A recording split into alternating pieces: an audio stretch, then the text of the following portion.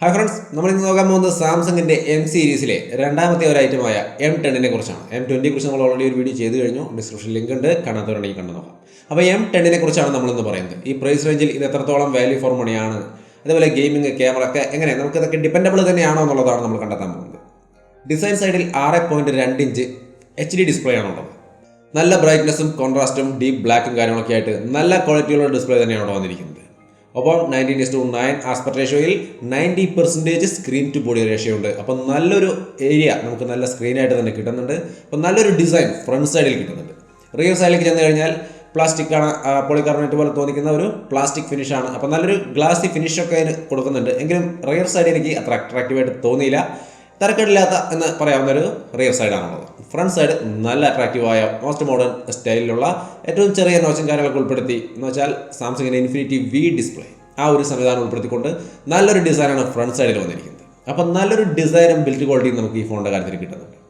രണ്ടാമത്തെ ഒരു പോയിന്റ് എന്ന് പറയുന്നത് പെർഫോമൻസ് ഡിപ്പാർട്ട്മെൻറ്റാണ്. 7870 എന്ന് പറയുന്ന എക്സിനോസ് സാംസങ്ങിൻ്റെ തന്നെ പ്രോസസ്സറാണ്.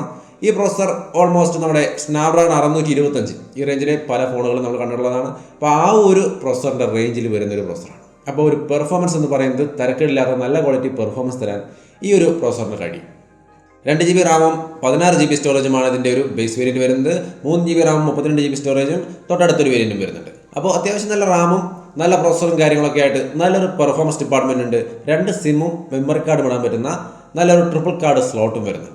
ആൻഡ്രോയിഡ് 8 ഓറിയോയാണ് വരുന്നത്.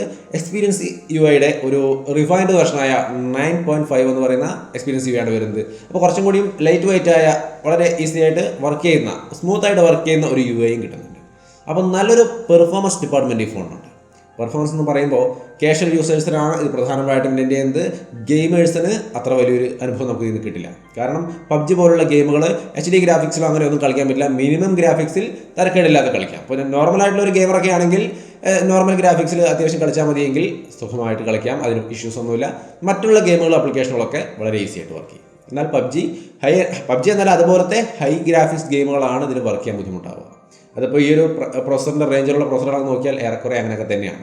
അപ്പോൾ നോർമൽ കാഷ്വൽ യൂസറിന് ബെസ്റ്റാണ്. ഒപ്പം തന്നെ ഒരു കാര്യം കൂടി പറയുകയാണ്, wide wine L1 licence support. അതായത് നമുക്ക് ഈ പ്രീമിയം സർവീസുകൾ, അതിപ്പോൾ നെറ്റ്ഫ്ലിക്സ് ആയാലും ആമസോൺ പ്രൈം ആയാലും അവിടെ നിന്നൊക്കെ ഫുൾ HD വീഡിയോസൊക്കെ കാണാൻ കഴിയണമെങ്കിൽ ഈ പറയുന്നൊരു ലൈസൻസ് വേണം. ആ ലൈസൻസ് ഇതിലും ഉൾപ്പെടുത്തിയിട്ടുണ്ട്. അതുകൊണ്ട് തന്നെ ഈ ഒരു ഫോൺ വാങ്ങിച്ചാൽ നിങ്ങൾക്ക് അത്തരത്തിലുള്ള പ്രീമിയം സർവീസും കൂടിയും കാണാനും യൂസ് ചെയ്യാനും സാധിക്കുന്നുള്ളത് ഈ ഫോണിൻ്റെ ഒരു പ്ലസ് പോയിന്റ് തന്നെയാണ്. അപ്പോൾ മൊത്തത്തിലൊരു പെർഫോമൻസ് കാഷ്വൽ യൂസിന് വേണ്ടുന്ന എല്ലാ സംഭവങ്ങളും ഉൾപ്പെടുത്തിക്കൊണ്ട് തന്നെയാണ് വരുന്നത്. അതുകൊണ്ട് തന്നെ കാഷ്വൽ യൂസേഴ്സിന് പറ്റിയ ഒരു ബെസ്റ്റ് ഫോൺ തന്നെയാണ് M10 എന്നാണ് ഇതിൻ്റെ പെർഫോമൻസ് ഡിപ്പാർട്ട്മെൻറ്റിനെ കുറിച്ച് എനിക്ക് പറയാനുള്ളത്.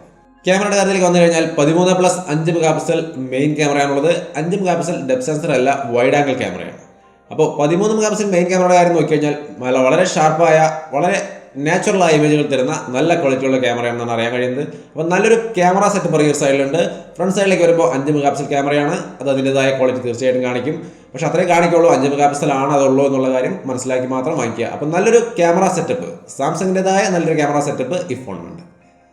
ഓൺ പേപ്പർ നമുക്ക് ഈ ക്യാമറയുടെ കാര്യത്തെക്കുറിച്ച് കൂടുതൽ ഡീറ്റെയിൽ ഒന്നും പറയാൻ പറ്റില്ല. എന്തായാലും ഭാവിയിൽ നമുക്ക് അതിനെക്കുറിച്ച് പറ്റിയാൽ ഫുൾ റിവ്യൂ ചെയ്യാം. അപ്പോൾ നമുക്ക് ക്യാമറയുടെ ക്വാളിറ്റി എങ്ങനെയാണെന്നുള്ള കാര്യം വ്യക്തമായിട്ട് മനസ്സിലാക്കാൻ സാധിക്കും. അടുത്തത് ബാറ്ററിയുടെ കാര്യം നോക്കി കഴിഞ്ഞാൽ 3400 mAh ആണ്. ഒരു നോർമൽ ബാറ്ററി എന്ന് പറയാനുള്ളൂ. ഈ ഒരു പ്രൈസ് റേഞ്ചിലേക്ക് വരുമ്പോൾ ഒരു വലിയ ബാറ്ററി ആൾക്കാർ പ്രതീക്ഷിക്കാറുണ്ട്.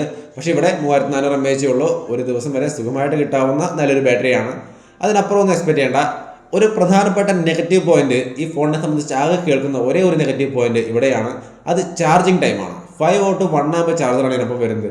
ഇത് വളരെ സ്ലോ ആയിട്ടാണ് ഈ ഫോൺ ചാർജ് ചെയ്യുക. 3 മണിക്കൂറിൽ കൂടുതൽ എടുക്കുന്നുണ്ട് ഇത് ഫുള്ളായിട്ട് ചാർജ് ആവാൻ. അപ്പോൾ ഇതാണ് ഇതിനുള്ളൊരു ഏക ഇഷ്യൂ എന്ന് പറയുന്നത്.